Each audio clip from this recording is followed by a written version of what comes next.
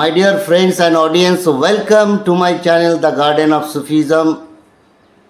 প্রিয় দর্শক, আজকে যে এপিসোডটি আপনাদের সামনে উপহার দিতে চলেছি, যে মানুষটির সাক্ষাৎকার দিতে চলেছি, বর্ধমান শহরের সুপরিচিত মুখ, একজন সজ্জন, পরোপকারী, শিক্ষাবিদ, সাহিত্যিক মানুষ ডক্টর রমজান আলী।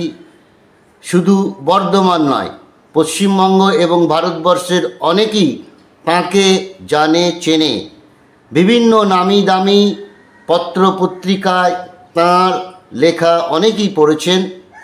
শতাধিক গ্রন্থ রচয়িতা, বেশ কয়েকটি গবেষণামূলক গ্রন্থ লিখেছেন।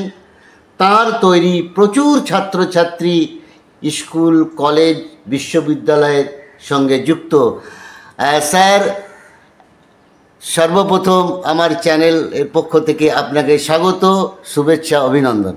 ধন্যবাদ আমাদের নজরুল ভাইয়ের the garden of Sufism YouTube চ্যানেলকে, এবং অভিনন্দন জানাচ্ছি বিশেষভাবে যে পৃথিবীতে এই সংকট মুহূর্তে সুফিজমের যে ধারার বক্তব্যকে তিনি ছড়িয়ে দিচ্ছেন সেটার খুবই প্রয়োজন, এবং এই প্রয়োজনের তাগিদেই চ্যানেলটা ইতিমধ্যেই খুব জনপ্রিয় হয়ে উঠেছে।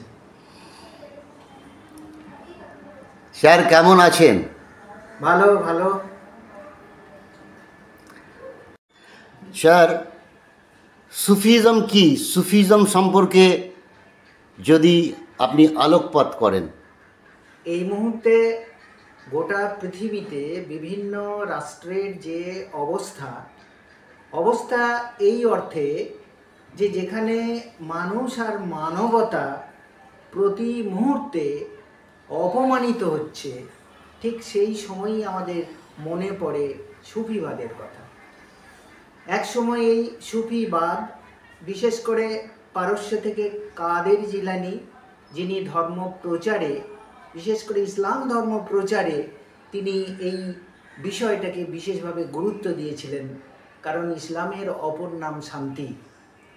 পরবর্তীতে ভারতবর্ষে খাজা মঈনুদ্দিন চিশতি, নিজামুদ্দিন, এদের যে আচার আচরণ তা দেখে মানুষ মোহিত হয়েছেন, এবং তাদেরকে অনুসরণ করে, অনুকরণ করে এবং তাদের পথ অবলম্বন করে তারা চেয়েছেন সুফিবাদের একটা অন্যতম দিক, যেটা হচ্ছে ঈশ্বরের কাছাকাছি পৌঁছাতে। ঈশ্বরের কাছাকাছি পৌঁছানো, এটা কোন অর্থে? এইটা এই অর্থে যে মানুষ আর মানবতার কাছে মানবতার কাছে আমাদের পৌঁছাতে হবে। শুধু তাই নয়, মুখে বললে তো হবে না, মনে রাখতে হবে মান আর হুঁশ নিয়ে মানুষ। সেক্ষেত্রে নিজের আচার আচরণটাকে অন্য মানুষের কাছে দেখাতে হবে যে তিনি যা মুখে বলেন আর তিনি তার জীবনচর্যা যা পালন করে তার মধ্যে কোনো পার্থক্য নেই। অর্থাৎ অতি সাধারণ জীবনযাপনের মধ্য দিয়ে, ত্যাগের মধ্য দিয়ে, পরোপকারের মধ্য দিয়ে, মানুষের পাশে দাঁড়ানোর মধ্য দিয়েই আসল রহস্য উঠে আসে সুফিবাদের। স্যার, এই মুহূর্তে সুফিবাদী দর্শনের প্রয়োজনীয়তা কোথায়? আর সুফিবাদের একটা গুরুত্বপূর্ণ দিক হলো আত্মশুদ্ধি। নিজেকে শুদ্ধ করতে হবে, কারণ সুফিবাদ এবং বাউলের যে সাধনা, সেই সাধনার যে একটা গৌড় তত্ত্বরূপ আছে, সেটা অন্তত রবীন্দ্রনাথের মতো মানুষ অনুভব করতে পেরেছিলেন। সেটা কেন এত গুরুত্বপূর্ণ?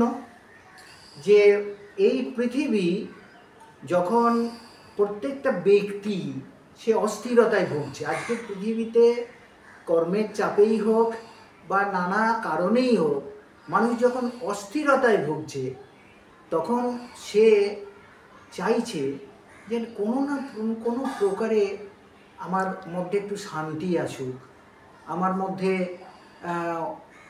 যেন স্থিরতা আসুক। ঠিক সেই ভাবনা থেকে এই যে ব্যক্তির একটা মুক্তি। কেন এগুলো আসে? কারণ ব্যক্তি যখন ভোগবাদে জড়িয়ে পড়ে, ব্যক্তি যখন তার অবস্থান থেকে উঁচু অন্য কিছু আশা করে, তখনই তার মধ্যেই অস্থিরতা। সুফিবাদ বলে দেয়, এই কথাটা তাকে মনে করিয়ে দেয় যে এই পৃথিবীতে তুমি এসেছো অল্প সময়ের জন্য। এই পৃথিবীতে সব কিছু ছেড়ে, এমনকি নিজের দেহটাকেও ছেড়ে তোমাকে চলে যেতে হবে। সুতরাং কেন আমার এইসব কেন আমি আমার বলে জড়িয়ে ধরছি, এই যে একটা আত্মশুদ্ধির জায়গা, এই যে একটা অনুভূতির জায়গা, এইগুলোকেই আমাদের পীর অলি আউলিয়া যারা তারা ব্যক্ত করেছেন এবং তার যারা অনুগত তাদেরকে বোঝাবার চেষ্টা করেছেন। স্যার, আজকের দিনে মানুষের মধ্যে আপনি বললেন অস্থিরতা, একদিকে যেমন অস্থিরতা, একদিকে চরম ধর্ম অন্ধতা, অর্থাৎ এই ধর্মকে সামনে রেখে মানুষে মানুষে হানাহানি, হিংসে, বিদ্বেষ, খুনোখুনি। তাই শুধু পশ্চিমবঙ্গ না, ভারতবর্ষ না, সারা পৃথিবীবাসীকে একটি শান্তির বার্তা দেন। আসলে সুফিবাদ কখনোই কোনো ধর্মীয় গণ্ডির মধ্যে নিজেদেরকে আবদ্ধ রাখেনি। তারা মানুষকে কাছে টেনে নিয়েছে, সে যে কোনো ধর্মের হোক, যে কোনো বর্ণের হোক। আজকের এই পৃথিবীতে যেখানে মানুষ প্রতিনিয়ত, আমরা যদি লক্ষ্য করি বিভিন্ন রাষ্ট্রে, যেখানে মানবতার বাণী নিয়ে সেই মানুষগুলোর পাশে, অত্যাচারিত মানুষগুলোর পাশে, সর্বহারা মানুষগুলোর পাশে যখন দাঁড়াচ্ছে মানবতাবাদীরা, তখন তারাও আক্রান্ত। আমার মনে হয় সেই জন্যই আমরা প্রতি বছর 19শে আগস্ট আমরা এই মানবতাবাদী দিবসটাকে পালন করি এবং পৃথিবীর মানুষকে এই বাণী আমরা পৌঁছে দিই যে মানুষের পাশে দাঁড়াও। মানুষের পাশে দাঁড়ানোর কথা আমাদের কবি সাহিত্যিকরাও বলেছেন। আমাদের উর্দু যে সমস্ত গজলগুলো আছে, কিংবা পারস্য থেকে যে সমস্ত সুফিবাদী যে দর্শনের কথা আমরা পাই, বা আমরা যে কবি সাহিত্যিকদের পাই, এমনকি আমরা রবীন্দ্রনাথের গীতাঞ্জলি কাব্যের মধ্যেও আমরা ওই সাদির কথা পাব। তারা মানুষের পাশে দাঁড়াতে বলেছে। সেক্ষেত্রে এই সুফিবাদ বারবার মানুষের কাছে আসার প্রয়োজনীয়তা অনুভব করে, মানুষের কাছে শান্তির বার্তা পৌঁছে দেয় এবং তখনই সুফিবাদ হয়ে ওঠে বিশ্ব অধ্যাত্ম দর্শন বা বিশ্ব শান্তির বাণী বাহকের একটা প্রতিষ্ঠান। তো এই ভাবনাগুলো নিয়ে আপনার অর্থাৎ নজরুল ভাইয়ের যে ইউটিউবের channel the garden of Sufism, এটা ভীষণভাবেই গুরুত্বপূর্ণ। দ্য গার্ডেন অফ সুফিজমের এই উদ্যোগকে আন্তরিকভাবে ধন্যবাদ জানাই।